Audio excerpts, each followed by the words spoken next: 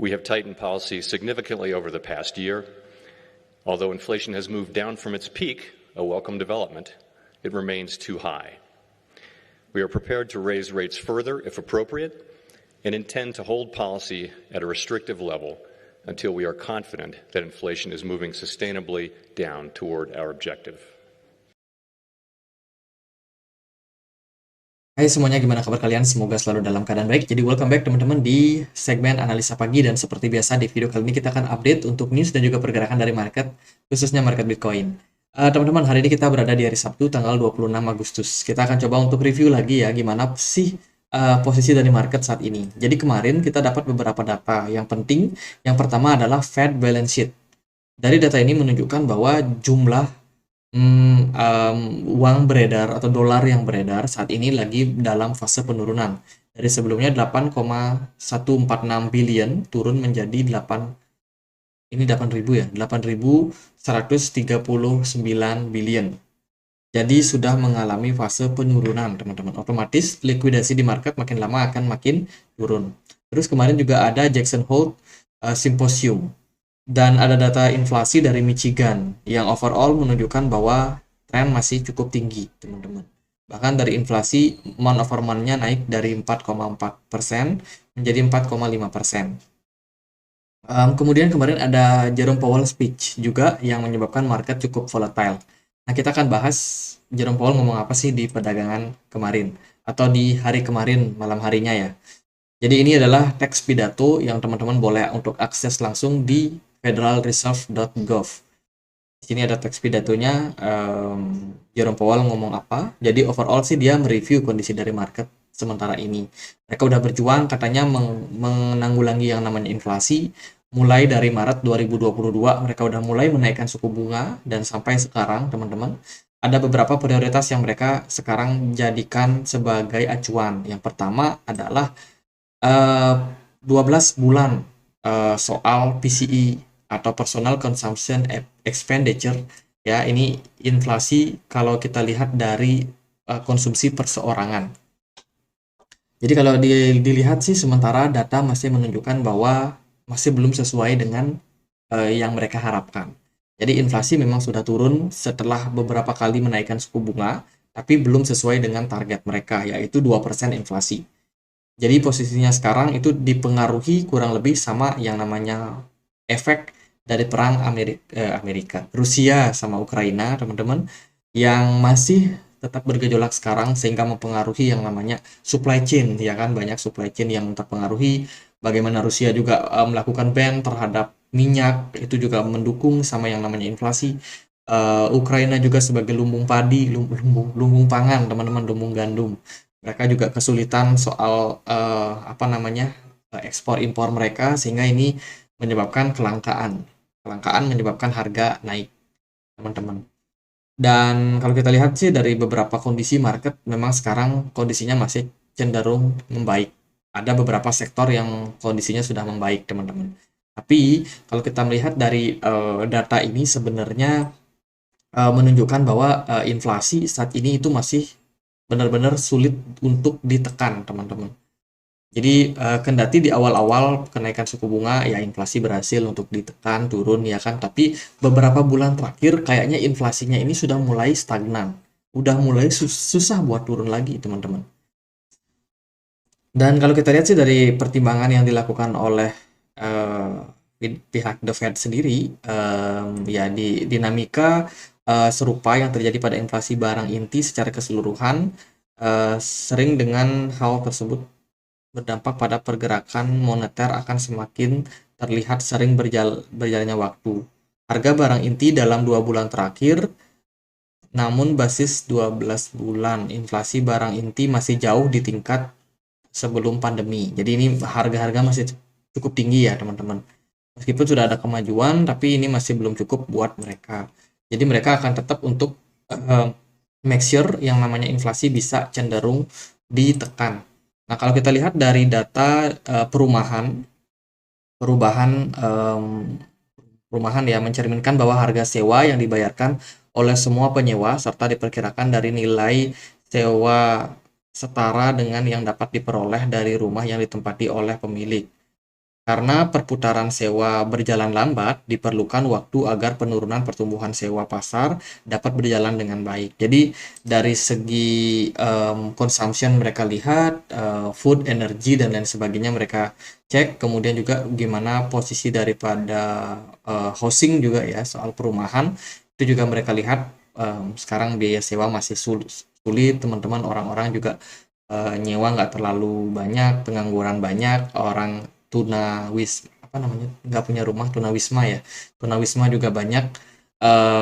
Ya itu teman-teman posisinya sekarang. Jadi perekonomian benar-benar melambat, berjalan melambat, tapi ini ada outlook yang berbeda. Jadi setiap sektor itu punya perbedaan satu sama lain ya, dimana energi naik, apa namanya, makanan dan minuman juga harganya naik. Tapi di satu sisi penjualan rumah udah turun, pengangguran makin banyak, lapangan pekerjaan masih banyak juga teman-teman.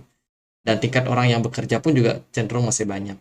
Nah, beralih dari prospek, meskipun penghapusan distorsi terkait pandemi akan terus diberikan tekanan pada inflasi, kebijakan moneter memungkinkan memainkan peran yang sangat penting. Nah, ini outlook dari pertumbuhan ekonomi. Kebijakan moneter yang ketat telah memperketat kondisi keuangan, mendukung ekspektasi pertumbuhan di bawah tren sejak simposium tahun lalu. Imbal hasil real di 2 tahun meningkat sampai ini inflasi, suku bunganya sudah dinaikkan teman-teman sebanyak 250 basis poin ya. Sudah hampir sekitar 150 basis poin, dan perubahan suku bunga standar pinjaman bank telah diperketat. Pengetahuan kondisi keuangan secara luas biasanya berkontribusi terhadap perlambatan pertumbuhan ekonomi.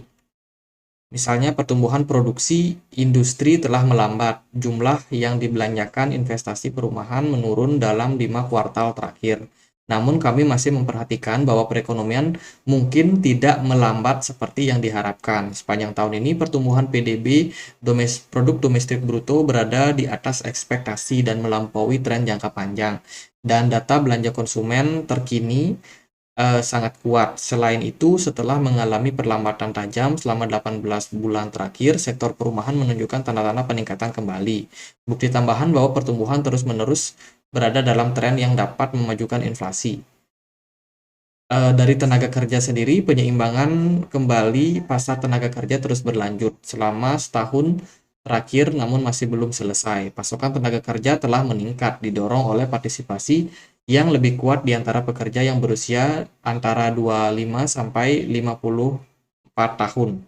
Peningkatan inflasi kembali ke tingkat sebelum pandemi. Memang benar tingkat partisipasi angkatan kerja perempuan pada tahun-tahun kerja puncak mereka mencapai titik tertinggi sepanjang bulan Juni. Permintaan tenaga kerja juga mengalami penurunan. Oh, jadi tenaga kerjanya makin lama makin banyak, teman-teman. Tapi dilihat dari jumlah partisipasi dari tenaga kerja wanita itu mengalami fase penurunan. Penyeimbangan kembali telah mengurangi tekanan upah.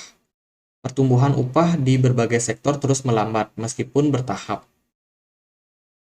Dan mereka masih akan konsisten untuk mencapai inflasi 2%. Yang penting bagi rumah tangga adalah pertumbuhan upah real. Bahkan ketika pertumbuhan upah nominal melambat, pertumbuhan upah real meningkat seiring dengan menurunnya inflasi. Kami memperkirakan penyeimbangan kembali pasar tenaga kerja akan terus berlanjut. Bukti bahwa pengetatan pasar tenaga kerja tidak lagi mereda juga memerlukan respon kebijakan moneter. Perjalanan ke masa depan, 2% adalah dan akan tetap menjadi target inflasi kami. Jadi Jerome Powell nggak bisa digoyah, teman-teman. Dia udah dari awal mengatakan 2%, ya 2%. Nggak ada nego, teman-teman. Jadi ini adalah target yang memang sudah diraih oleh Jerome Powell dan juga Fed ya secara keseluruhan. Jadi pada intinya adalah mereka akan tetap untuk memantau kondisi perekonomian ke depannya, dan penting banget untuk melihat data-data. Seperti yang sering terjadi, kita bernavigasi berdasarkan bintang di bawah langit mendung. Jadi artinya kita memantau posisi bintang-bintang ataupun kita memantau perekonomian yang ada di bawah ya melalui bintang-bintang, tapi ketika kondisi langit mendung, artinya nggak bisa kita lihat secara gampang, teman. Ada semacam penghambat atau blind spot ya yang mungkin menghalangi pandangan mereka untuk melihat kondisi. Maka dari itu, pada pertemuan mendatang kami akan menilai kemajuan berdasarkan totalitas data serta prospek resiko yang berkembang. Jadi dia akan masih terus melihat data-datanya dan mereka akan tetap konsisten. Teman-teman, bila perlu mereka menaikkan suku bunga ya possible buat terjadi. Nah, statement tersebut merupakan statement hawkish daripada Jerome Powell. Makanya kemarin diberitakan ya lumayan ya kan, hawkish teman-teman. Market pun sempat drop. Kalau kita lihat dari berita yang lain juga, bondholder beware the clock is ticking on the credit quality. Jadi bond jangka panjang itu sudah dinaikkan. Bond ini adalah istilah untuk obligasi jangka panjang. Kalau teman-teman ngikutin YouTube kita dari 4 hari lalu, kita udah bahas soal Amerika kembali menaikkan bond mereka untuk yang 10 tahun. Returnnya dinaikin, teman-teman. Artinya apa? Artinya adalah dalam posisi tersebut, kemungkinan orang yang punya dolar itu akan pindahkan aset mereka ke bond. Bond jangka panjang 10 tahun. Returnnya lumayan sudah dinaikin, sehingga akan menarik minat dari para investor. Buktinya apa? Kalau kita melihat dari balance sheet yang kita temukan kemarin, datanya sudah mengalami penurunan. Ya kan? Dari 8.146 tuh menjadi apa namanya, mengalami penurunan kembali, teman-teman. Which is artinya dolar makin lama yang beredar makin lama makin sedikit. Ini berarti banyak orang yang menyimpan dana mereka mungkin di obligasi jangka panjang. Kemungkinan seperti itu, teman-teman. Ini menyebabkan apa? Ingat ya, dia di lock 10 tahun. Selama 10 tahun likuidasi ini nggak akan bisa banjir ke market. Bayangin, berarti masih ada waktu yang cukup panjang untuk ya market dibanjiri sama dana lagi. Gitu kurang lebih.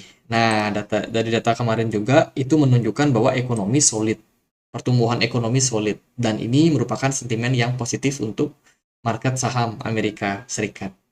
Dan nanti Jerome Powell masih hawkish, tapi di satu sisi ya mereka masih cukup optimis terhadap posisi daripada perekonomian. Amerika masih tangguh kok, penganggurannya stabil, teman-teman. Meskipun ada kenaikan jumlah pengangguran ya, tapi masih di bawah ataupun masih di bawah daripada ekspektasi dari Jerome Powell. Mereka berharap bahwa pengangguran makin banyak, tapi yang terjadi tidak sebanyak yang mereka harapkan. Kemudian juga ketenaga kerjaan, mereka berharap lapangan kerja makin dikit, ternyata lapangan kerja masih banyak. Kemudian yang mereka harapkan PDB, produk domestik bruto, mereka mengalami penurunan karena ekspor impor mandat, ya kan, supply chain bermasalah dan lain sebagainya. Ternyata masih bagus juga. Jadi dari data-data positif tentang ekonomi tersebut, itu bikin Jerome Powell melihat bahwa wah ini ada potensi inflasi bakal naik lagi kalau inflasinya tidak segera melambat. Maka dari itu mereka mengambil kebijakan untuk masih membuka kemungkinan menaikkan suku bunga. Kita nggak tahu apakah terjadi di September nanti, teman-teman, tapi berbagai spekulasi banyak lah di market. Nah, sekarang aku mau ajak teman-teman untuk lihat ya gimana kondisi dari Fed Rate Monitor Tools. Kalau kita lihat dari data menunjukkan bahwa 80% saat ini masih yakin bahwa Jerome Powell, the Fed itu masih bakalan pause. Pause di 5,5% untuk suku bunganya. Sementara ada 20% lagi yang yakin bahwa the Fed bakalan naikin suku bunga 25 basis point pada pertemuan FOMC September 2021. Ini adalah sentimen yang menurut saya penting untuk kita cermati lebih dalam lagi. Jadi itu inti dari pidato Jerome Powell. Berita yang lain ada Robinhood yang dikabarkan baru saja melakukan akumulasi sebanyak 3 miliar Bitcoin dalam 3 bulan terakhir. Robinhood salah satu exchange yang teregulasi di Amerika Serikat. Kemudian dari berita-berita yang lain, aku sudah share juga di komunitas Telegram. Ini aku ambil aja dari sana ya, karena aku juga share-nya kemarin di sana, teman-teman. Kemarin ada berita soal Arab Saudi, Argentina, Egypt atau Mesir, Utopia, Iran, Uni Emirat Arab yang rencananya bakalan join di BRICS 1 Januari 2024. Kemudian Binance di Italia telah mengumpulkan cryptocurrency sebanyak 385 juta euro dalam beberapa bulan. Jadi ini bagus ya untuk bisnis daripada Binance. Dia udah mengekspansi ke Italia. Kemudian dari berita yang lain, Oman Bond Bitcoin Play. Jadi ini dari Kesultanan Sheikh Mansur bin Talib bin Ali Al-Hinai, Ketua Otoritas Peraturan Pelayanan Publik Oman, berkomentar secara terbuka pernyataan pers tentang dukungan pemerintah terhadap memfasilitasi penambangan Bitcoin. Kemudian juga ada dari Ripple, teman-teman. Ini tentang kasusnya sama SEC ya, yang kabarnya bakalan kembali berlanjut. Kemudian juga ada berita soal Base sebagai salah satu blockchain layer kedua yang sekarang itu berada dalam puncak-puncaknya sebagai layer kedua di platform Ethereum. Ya, ini beberapa pernyataan anggota dari Jerome Powell yang hawkish di pedagang kemarin. Kemudian ada Phantom yang kerjasama sama AWS atau Amazon Web Service. Jackson Hole kemarin hawkish, teman-teman. Ya, market sempat mengalami koreksi, dan sekarang kita akan bahas gimana kondisi dari pergerakan dari market. Dolar kemarin kembali menguat ya, menguat lumayan, ya, lumayan lah teman-teman. Untuk dolar sendiri udah naik ke kisaran 104 saat ini karena statement hawkish daripada Jerome Powell yang masih stick to the straight yang mereka punya atau target yang mereka punya. Kemudian dipuji-pujilah ekonomi Amerika Serikat. Oh, ekonomi masih bagus. S&P 500 kemarin naik. Gold tentu saja koreksi karena mereka adalah komoditas yang tidak berhubungan sama ekonomi, teman-teman. Kemudian ya Bitcoin dan kawan-kawan yang juga kurang lebih dianggap sebagai komoditas juga mengikuti langkah dari gold.